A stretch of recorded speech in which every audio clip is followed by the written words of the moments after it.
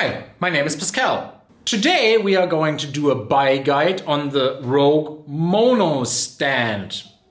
Well, no, just kidding, because that was actually the biggest piece of crap that Rogue ever brought to market. Sorry to say, I am a huge Rogue fanboy, as you probably already would have guessed when you subscribe, but the Rogue Mono stand was really the worst product from Rogue that I've seen.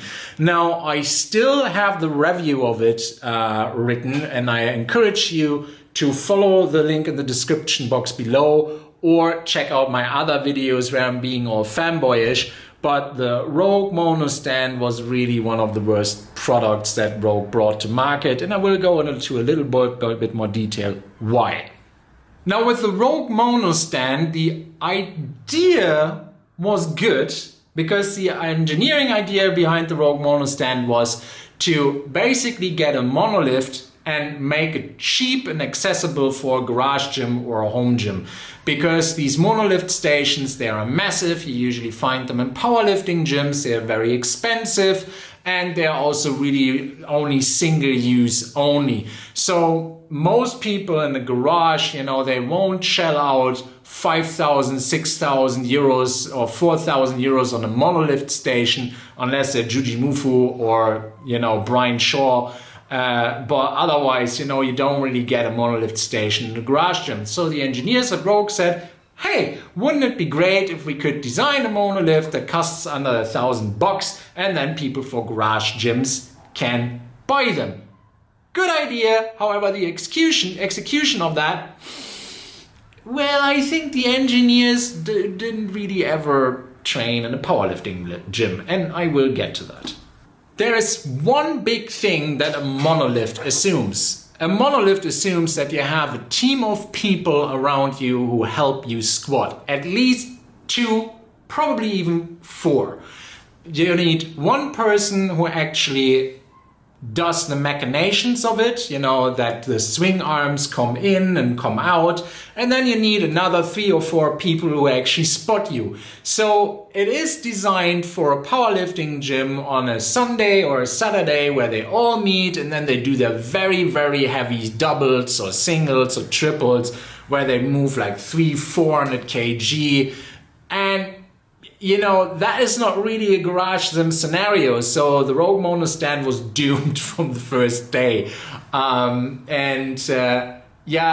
If you look at it, if the video is still up, it's just silly. It's really just silly and a waste of money. So you see, I'm making this video because I think it is a bit nice to look back at the history of Rogue and that they're not doing everything great.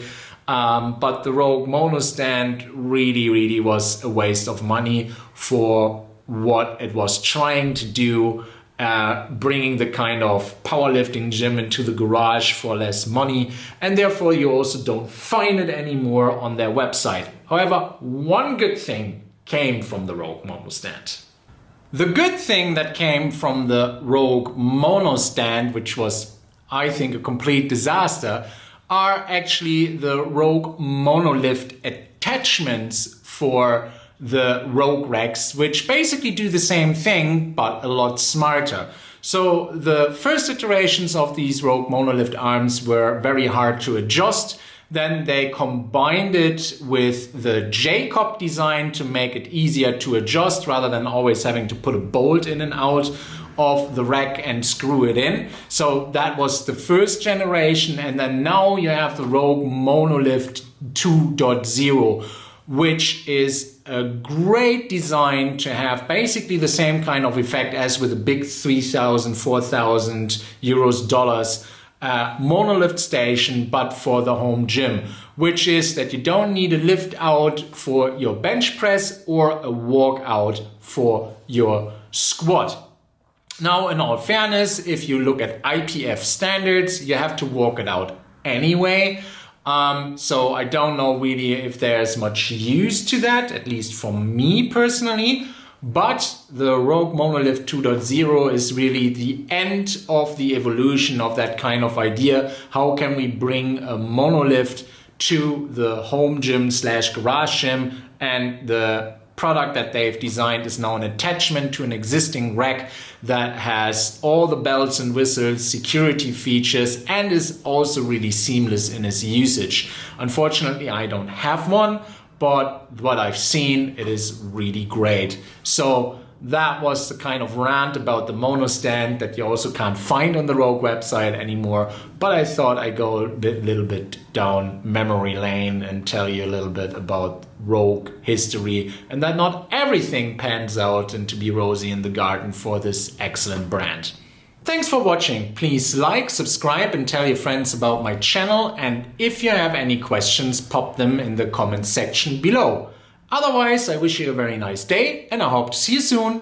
Bye bye.